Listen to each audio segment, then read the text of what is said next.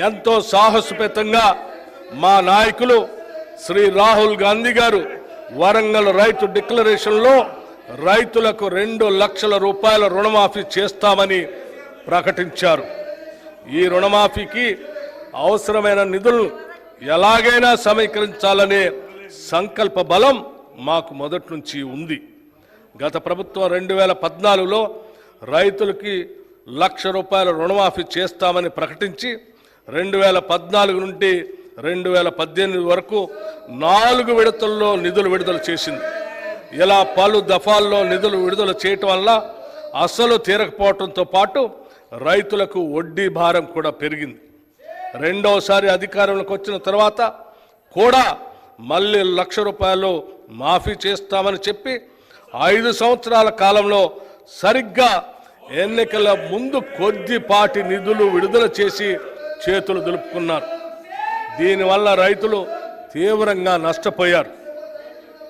వడ్డీ భారం పెరిగిపోవటం, పాత బకాయిలు తీరకపోవటం వలన బ్యాంకులు కొత్త రుణాలు ఇవ్వలేదు. వ్యవసాయానికి పెట్టుబడి అందక రైతులు వడ్డీ వ్యాపారుల దయాదాక్షిణ్యాలపై ఆధారపడి బతకాల్సిన దుస్థితి ఏర్పడింది.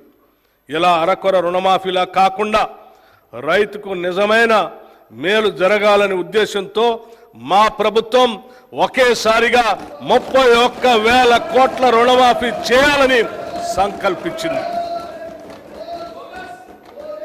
చేతగా నమ్మకు మాటలు ఎక్కువ అన్నట్లు రుణమాఫీలో పూర్తిగా విఫలమైన గత ప్రభుత్వ నాయకులు మా చిత్తశుద్ధిని శంకిస్తూ ప్రజలను తప్పుదోవ పట్టించేందుకు శతవిధాలా ప్రయత్నించారు. ఇంకా ప్రయత్నిస్తూనే ఉన్నారు. డిసెంబర్ 12, 2018 సంవత్సరం నుండి డిసెంబర్ 9, 2023 వరకు ఉన్న రుణాలన్నింటికీ రుణమాఫీ వర్తింపచేస్తూ అత్యంత సాహసోపేతమైన నిర్ణయం తీసుకున్నాం. తీవ్ర ఆర్థిక సంక్షోభంలో అధికారం అందుకున్న మేము తగిన ప్రణాళికతో పొదుపుతో ఇచ్చిన మాట ప్రకారం 2 లక్షల రూపాయల రుణమాఫీకి అవసరమైన 31,000 కోట్ల రూపాయలను సమీకరించుకుంటున్నాం.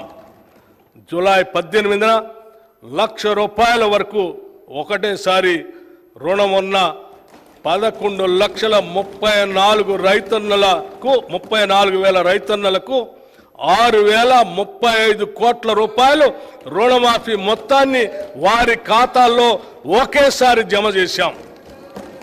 2 లక్షల రూపాయల వరకు రుణం ఉన్న మిగతా రైతులకు కూడా అతి త్వరలో రుణమాఫీ జరుగుతుంది. కాంగ్రెస్ మాట ఇస్తే శిలాశాసనమని రుణమాఫీ అమలుతో మరొక్కసారి రుజువైంది.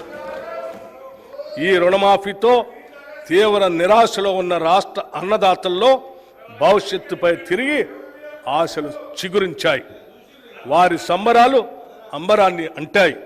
ఇక ముందు కూడా రైతు పక్షాన మా ప్రభుత్వం సదా అండగా ఉంటుంది.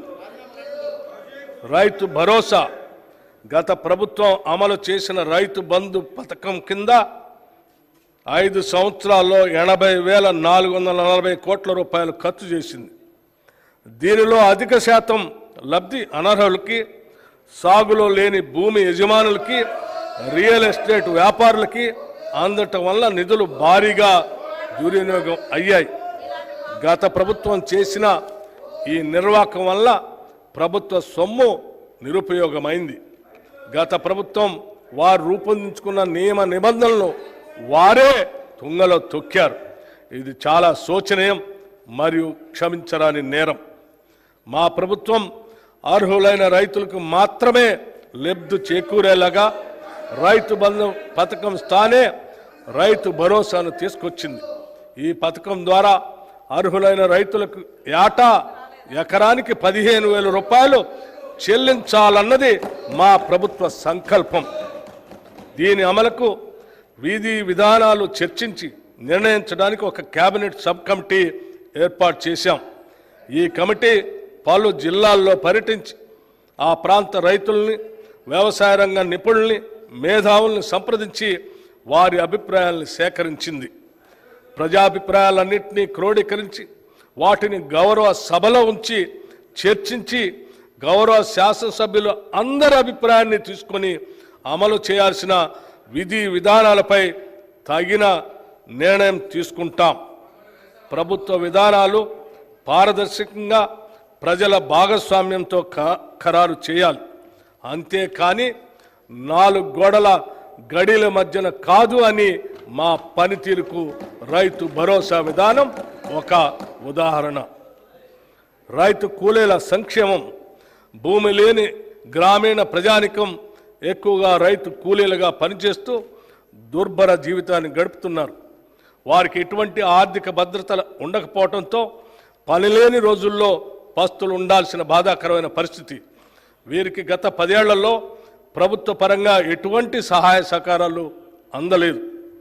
భూమి లేని రైతు కూలీల ఆర్థిక మరియు జీవన స్థితిగతులు మెరుగుపరచడానికి మా ప్రభుత్వం లక్షలాది భూమి లేని నిరుపేద రైతు కూలీలకు సంవత్సరానికి 12,000 రూపాయలు అందించే బరోత్తర కార్యక్రమాన్ని ఈ సంవత్సరంలోనే ప్రారంభించబోతున్నాం.